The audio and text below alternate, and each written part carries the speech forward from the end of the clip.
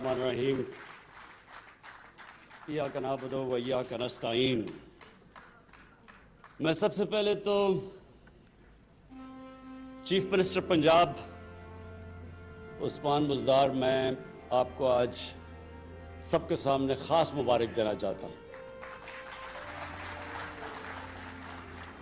मुबारक ये नहीं जो अभी आप समझ रहे हैं कि जो पैकेज अनाउंस किया इसकी मुबारक नहीं,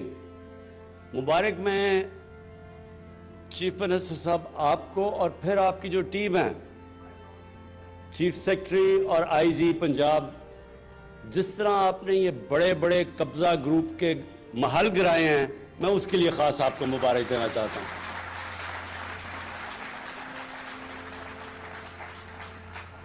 ये जो कब्जा ग्रुप, जो ये लानत है कब्जा ग्रुप्स की, गरीबों की जमीनें कब्जा करना, सबसे बेचारे जो हमारे मेहनत कश बैरून मुल्क पाकिस्तानी, वो मेहनत करके बेचारे अपने पैसे जोड़ के आके जमीन खरीदते हैं घर बनाने के लिए, उसके ऊपर कब्जा हो जाता है और फिर बेबस होते हैं लोग इन ताकतवर लोगों के सामने। तो जिस तरह मैंने बड़ा महल गिरते देखा, सबसे बड़ा लाहौर का कब्जा ग्रुप जिसकी पुश्त पे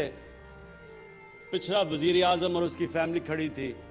जो उनके होते हुए जमीन कब्जा हो रही थी, बल्कि उन्होंने उसको तहफ़्फ़ुज़ दिया।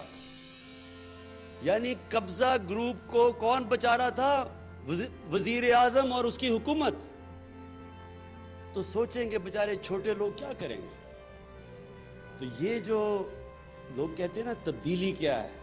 ये है तब्दीली। जब ये बड़े बड़े डाकुओं के ऊपर हाथ पड़ेगा, ये है तब्दीली। कभी कोई मुल्क आज तक तब्दील नहीं हुआ, ये सुन ले मेरी बात। कभी किसी मुल्क ने तरक्की नहीं की जिधर कानून की बालादस्ती नहीं हुई। जो भी दुनिया में मुल्क आगे बढ़ा है, अभी भी जो भी दुनिया में खुशहाल मुल्क हैं, दुनिया का नक्शा देख लें, एक एक मुल्क में जो एक चीज खुशहाली की एक सबसे बड़ी वजह होगी, वहां कानून की बालादस्ती है। कोई कानून के ऊपर नहीं। कोई बड़ा डाकू ये नहीं कह सकता कि जनाब मैं तुम्हारी गवर्नमेंट गिरा दूंगा जब तक मुझे एनआरओ नहीं दो। वहां कानून, और जब कानून की बालादस्ती होती है वही कौम ऊपर चलती है। हमारी मदीना की रियासत में नबी सल्लल्लाहु अलैहि वसल्लम ने क्या किया था? इंसाफ कायम किया था। इंसाफ बुनियाद होती है खुशहाली की।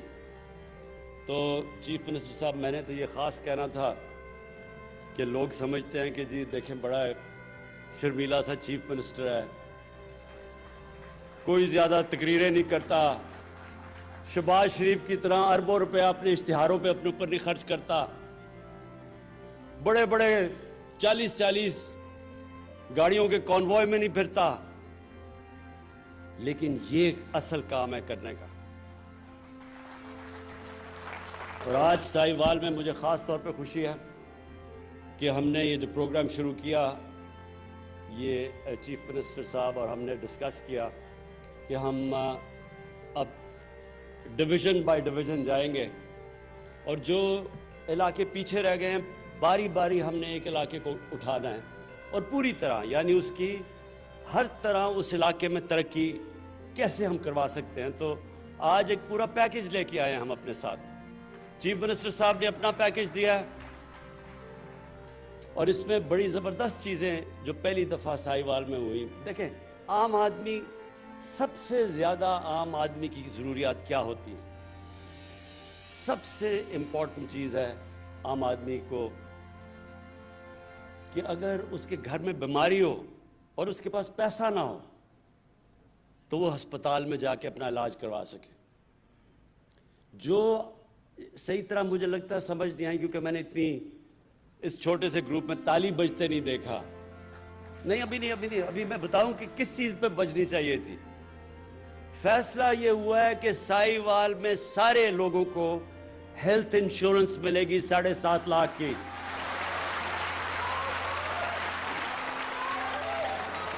और इसका मतलब کہ کسی بھی بیچارہ غریب مزدور جس کو سارا وقت مشکل پڑی ہوتی ہے کہ میں اپنے گھر میں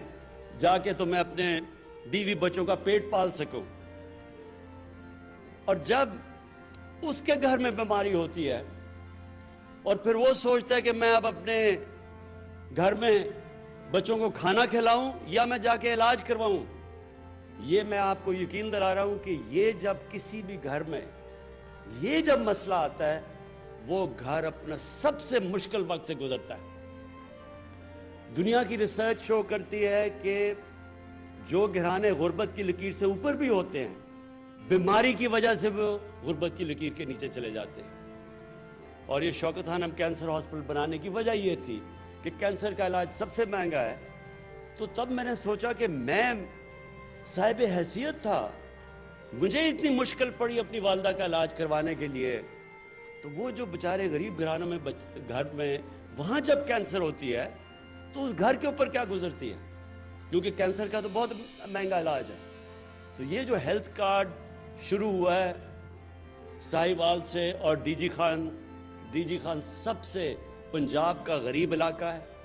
ادھر سے شروع ہوا ہے تاکہ ان کو پہلے ہیلتھ انشورنس ملے، اور انشاءاللہ دسمبر تک سارے پنجاب کے لوگوں کے پاس ہیلتھ انشورنس آ جائے گی۔ تو یہ آپ کو پتا ہونا چاہیے کہ یہ امیر ملکوں میں، ڈیولپڈ نیشنز کے اندر بھی یونیورسل ہیلتھ کوریج نہیں ہوتی۔ یہ اللہ کی بہت بڑی نعمت ہے، اور میرا یہ ایمان ہے کہ جو ہمارا ملک بنا تھا اسلامی فلاحی ریاست، وہ اس ویژن کی طرف اب جا رہا ہے کہ عام آدمی کا سب سے پہلے علاج، اس کے بعد تعلیم۔ اب پورا زور دینا تعلیم کے اوپر ہم نے، اور تعلیم سی ایم صاحب اس کے اوپر ہم نے خاص توجہ دینی ہے کہ جو عام آدمی سرکاری اسکولوں میں جس طرح کی تعلیم مل رہی ہے اس کو کیسے اپ گریڈ کرنا ہے۔ ہم نے فیصلہ کر لیا ہے کہ ہم ایک کورس سلیبس پاکستان میں لے کے آئیں گے۔ یہ اپریل میں جو فیڈرل گورنمنٹ اور ہم نے اپنے دو جو صوبے جدھر ہماری گورنمنٹ ہے، اور اب تیسرا گلگت بلتستان، ہماری پوری کوشش ہوگی کہ ایک کورس سلیبس سب کے لیے ہو، یعنی انگلش، یہ نہیں کہ انگلش میڈیم، اردو میڈیم، دینی مدرسے، ایک ہی ملک میں 3 سلیبس چل رہے ہیں، 3 کلچر چل رہے ہیں ایک ہی ملک میں، تو انشاءاللہ ایک ہی سلیبس، کورس سلیبس سارے ملک میں اپریل سے شروع ہوگا۔ اس سے سب سے فائدہ ہوگا غریب گھرانے کے بچوں کو، اسکول کے بچوں کو اوپر آنے کے لیے ان کو موقع ملے گا۔ ابھی یہ موقع ہی نہیں مل سکتا کیونکہ ان کو وہ تعلیم ملتی ہے کہ وہ اوپر ہی نہیں آ سکتے، تو یہ دوسری ہماری کوشش ہے۔ اور یہ جو ثانیہ نشتر نے احساس پروگرام کی آپ کو جو چیزیں بتائیں، میں آپ کو سمجھانا چاہتا ہوں کہ احساس پروگرام ہے کیا۔ دیکھیں، ہر ملک میں ایک لفظ انگریزی میں استعمال کرتے ہیں سیفٹی نیٹ، کہ جو نچلا طبقہ ہے اس کے لیے، غریب لوگوں کے لیے، ہر ایک جو فلاحی ریاست ہے، مثلا ڈینمارک ہے، سویڈن ہے، ناروے، یورپ کے اندر بھی زیادہ تر ملکوں میں، انگلینڈ کے اندر ایک سیفٹی نیٹ ہوتا ہے کہ غریب آدمی اگر بیمار ہوتا ہے تو اس کو مفت علاج کی سہولت ہو۔ دوسرا کہ وہ بچوں کو تعلیم دے سکے، اگر اس کے پاس پیسہ نہیں تو مفت تعلیم اس کو بچوں کو ملنی چاہیے۔ تیسری چیز، وہ اس کے لیے حکومت روزگار کے موقع دے کہ اگر وہ بے روزگار ہوتا ہے تو کوئی نہ کوئی ایسا حکومت کے پاس پروگرامز ہونا چاہیے کہ وہ روزگار دے، جو کہ ابھی آپ کو ثانیہ نے بتایا کہ اور یہ کامیاب جوان کے سستے قرضے، جس طرح یہ ٹریکٹر دیے ہیں، یہ اس طرح کی گورنمنٹ کے پاس پروگرامز ہونے چاہیے سہولتیں دینے کے لیے جب کہ بے روزگاری ہو۔ تو اور پھر ٹیکنیکل ایجوکیشن، تو یہ پورا جو احساس پروگرام ہے اس کا مطلب ہی سیفٹی نیٹ نچلے والے طبقے کو دینا۔ اور آج میں کل ٹی وی پروگرام دیکھ رہا تھا تو میں اس وقت لبنان میں لوگ سڑکوں کے اوپر ہیں، توڑ پھوڑ ہو رہی ہے، یعنی ٹیئر گیس پھینکی جا رہی ہے، تو میں دیکھ رہا تھا کہ ان کا مطالبہ کیا ہے۔ ایک مطالبہ جو لوگ سڑکوں کے اوپر نکل کے مظاہرے کر رہے ہیں، ایک مطالبہ ان کا یہ ہے کہ جب وہاں کرونا کو روکنے کے لیے لاک ڈاؤن لگایا گیا لبنان میں،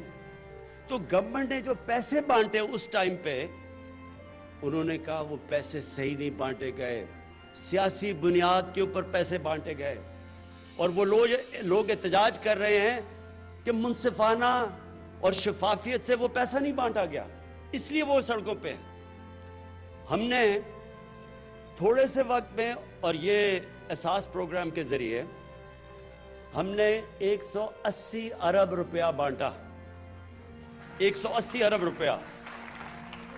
یہ جب لاک ڈاؤن لگا تھا، اور 180 ارب روپیہ بانٹا۔ ایک آدمی نے سارے پاکستان میں نہیں کیا کہ سیاسی بنیاد پہ پیسے بانٹے گئے، سب نے تسلیم کیا، ہمارے مخالفین نے تسلیم کیا۔ حیرت کی بات یہ ہے کہ سندھ میں جو ہمارا صوبہ نہیں ہے، وہاں سندھ کی آبادی سے زیادہ پیسے بانٹے گئے، حالانکہ پیپلز پارٹی کا صوبہ تھا، کیونکہ صرف اور صرف میرٹ کے اوپر ڈسٹریبیوشن ہوئی۔ تو یہ جو آپ کا بھی پروگرام ہے عثمان ڈار کامیاب جوان کا، اس میں جتنی میرٹ ہوگی اتنا یہ پروگرام کامیاب ہوگا۔ جو لوگوں کو آپ پیسے جو چیزیں بانٹے گئے، یہ جس طرح آپ نے یہ جو ٹریکٹرز کا کہا، اور جو آپ بھی باقی قرضے دے رہے ہیں تاکہ لوگ اپنی بزنسز شروع کر سکیں، تو اس کے اوپر مجھے پتہ ہے آپ کا سارا سسٹم، اور اس لیے مجھے اعتماد ہے کہ اس میں لوگ جو بھی اس کا فائدہ اٹھائیں گے وہ میرٹ کے اوپر، اس کے اندر کوئی کسی قسم کی سیاسی افیلیشن یا کوئی فیورٹزم نہیں ہوگی، اور یہی وجہ سے انشاءاللہ آپ کا پروگرام بہت کامیاب ہوگا۔ اور ایک منٹ، اور میں جو امین اسلم جو آپ نے ابھی کیا، ایک بات کر لو بات۔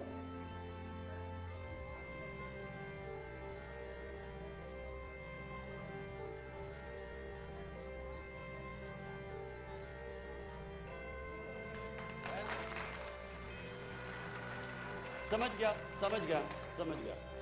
یہ بالکل ٹھیک ہے۔ دیکھیں ہماری کوششیں ہوتی، جو لوکل گورنمنٹ سسٹم بھی اب ہمارا تحریک انصاف لے کے آ رہی ہے، بالکل ایک نیا لوکل گورنمنٹ سسٹم ہے۔ ساری اس کی کوششیں ہیں کہ جو پاور ہے وہ نیچے تک جائے یا ڈیوالو کرے، تو جتنی لوگوں کی سہولتیں ان کے گھروں میں مل سکتی ہیں، بلکہ گاؤں کی سطح پہ مل سکتی ہیں،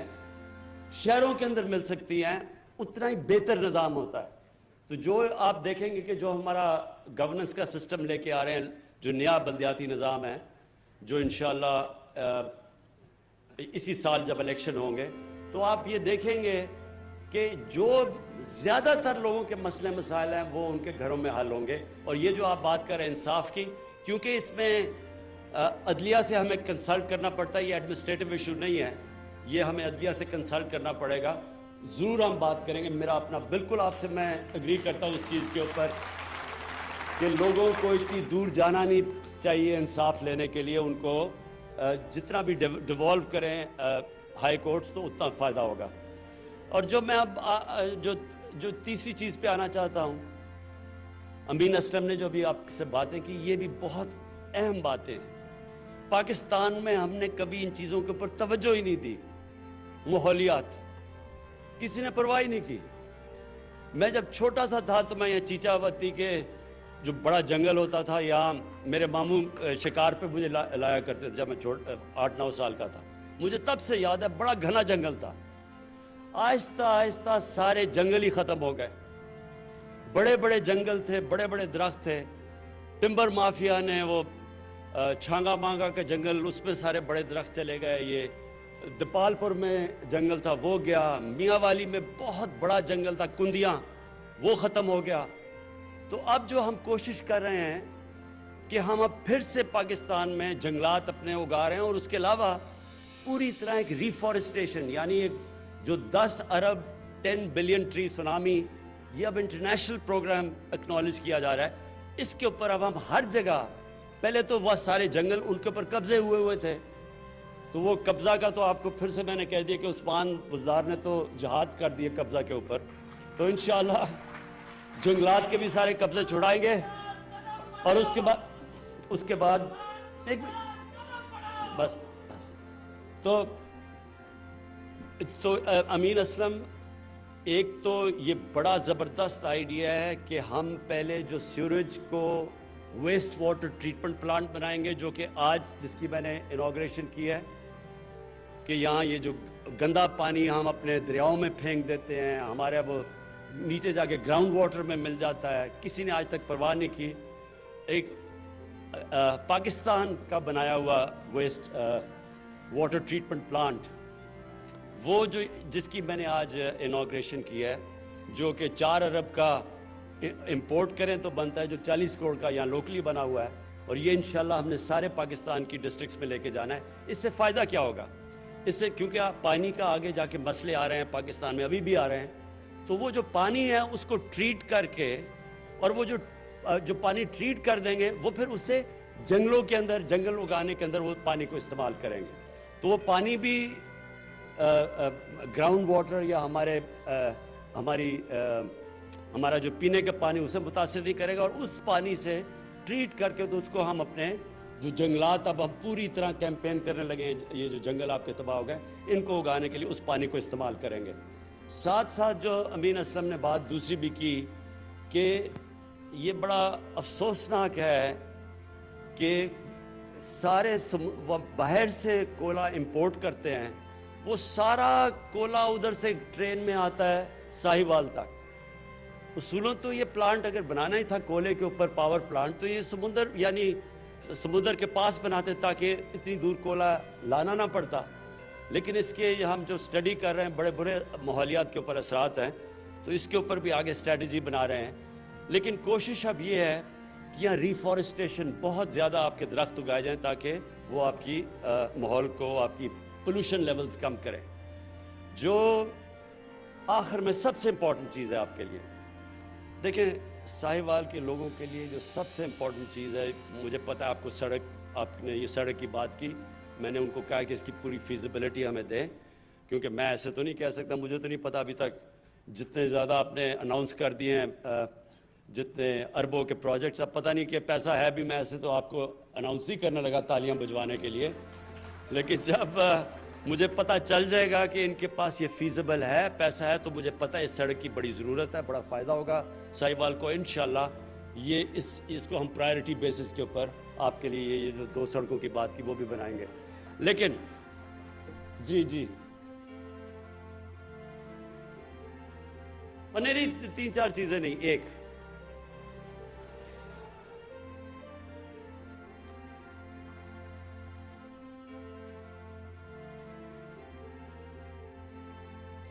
تین چار چیزوں کے لیے ٹائم نہیں ہے، ایک ہوتی تو میں سن لیتا۔ اچھا سنیں بس ایک منٹ سنیں۔ دیکھیں جی، آخر میں امپورٹنٹ یہ ہے کہ جو آپ نے بڑی زبردست بات کی کہ یہاں انڈسٹریل اسٹیٹ بنانی ہے آپ کے لیے، اصل روزگار نوجوانوں کو انڈسٹریل اسٹیٹ سے ملے گا۔ اس وقت پاکستان کو ہم بڑی دیر کے بعد انڈسٹریلائز کرنے کی کوشش کر رہے ہیں۔ اللہ کا کرم ہے کہ ہماری پالیسیز کی وجہ سے آج فیصل آباد میں، گجرانوالہ میں، سیالکوٹ کے اندر اس وقت ٹیکسٹائل کے لیے، ٹیکسٹائل فیکٹریوں کو ورکر نہیں مل رہے، مزدور نہیں مل رہے۔ ساری ٹیکسٹائل ہماری انڈسٹری اس وقت چل پڑی ہے، ہماری کنسٹرکشن انڈسٹری انشاءاللہ اٹھ گئی ہے۔ تو ہماری اب کوشش یہ ہے کہ انڈسٹریلائز، اور آپ کے لیے، اس علاقے کے لیے وہ انڈسٹری جو ایگرو بیسڈ ہے، اس کے اوپر اب ہم پورا کام کر رہے ہیں کہ آپ کی انڈسٹریل اسٹیٹ پوری ڈیولپ کریں۔ اس کے لیے ہم پورا کام کر رہے ہیں، زمین کا بھی ہم نے نشاندہی کر لی ہے، اور انشاءاللہ جو ٹرانسفارمیشن آئے گی فیصل آباد کی، وہ اصل میں جب آپ کی انڈسٹریل اسٹیٹ کام کرنا شروع کرے۔ میں اور ایگریکلچر اور زراعت کے لیے میں یہ کہنا چاہتا ہوں کہ ایک بڑی پالیسی لے کے آ رہے ہیں ہم، ایک لانگ ٹرم پالیسی پہلی دفعہ، کیونکہ اس وقت ہم نے اپنی جو اصل چیز اس کو اٹھانی چاہیے تھی پاکستان میں، زراعت، اس کے اوپر توجہ ہی نہیں دی، نہ اس کے اوپر کوئی ریسرچ کی ہے۔ لیکن ہماری اس وقت خوش قسمتی یہ ہے کہ چائنا کے ساتھ اکنامک جو ہمارا سی پیک کا جو ان کے ساتھ اگریمنٹ یا سی پیک کے اندر اگریمنٹس چل رہی ہیں، اس کے اندر ہم نے اب ایگریکلچر کو، اپنی زراعت کو شامل کر لیا ہے۔ تو چائنا سے یہ سمجھنا چاہیے کہ ان کی ریسرچ ہمارے سے بہت آگے نکل چکی ہے سیڈ ڈیولپمنٹ میں، لیکن خاص طور پہ لائف سٹاک، کیونکہ ساہیوال مشہور ہے، اپنی ساہیوال کی گائے مشہور ہے ہر جگہ، لیکن آپ کو پتہ ہونا چاہیے کہ جو چائنا کے اندر جو ان کی گائے دودھ دیتی ہے وہ 6 گنا زیادہ ہے پاکستان سے۔ تو یہ سوچ لیں کہ ہم اگر ساہیوال کے اندر ہی یہیں شروع کر دیں، اپنی گائے کی کوالٹی امپروو کرنی شروع کر دیں، اور ہمیں پورا مدد کرنے کے لیے تیار ہے چائنا، تو آپ سوچ لیں کہ یہاں دودھ کی پروڈکشن کدھر پہنچ سکتی ہے۔ اور پھر دوسرا جو ہماری جو زراعت کے اندر جو چائنا کے اندر پروڈکشن ہے، ان کی جو پیداوار ہے گندم میں، باقی جو ان کی کراپس ہے، وہ ہمارے سے کئی گنا زیادہ ہے۔ تو ہم نے اب پوری ٹیکنالوجی کی طرف جانا ہے اور پوری توجہ دینی ہے کہ اپنی زراعت کو ہم اٹھائیں، کیونکہ 60s کے بعد جب وہ میکسی پاک آئی تھی اور ریولوشن آئی تھی ہماری زراعت کے اندر، اس کے بعد کبھی بھی توجہ نہیں دی گئی۔ تو ایک طرف آپ کے لیے انڈسٹریل اسٹیٹ بنا رہے ہیں، دوسری طرف انشاءاللہ اپنی زراعت کے اوپر پورا زور لگائیں گے، اور انشاءاللہ ساہیوال وہ جگہ ہے، میں ویسے آپ کو آخر میں بات کر دوں، ساہیوال وہ جگہ ہے جو میں اپنی زندگی کا پہلا ریپریزنٹیٹیو کرکٹ میچ 16 سال کی عمر میں ساہیوال میں کھیلا تھا۔ شکریہ۔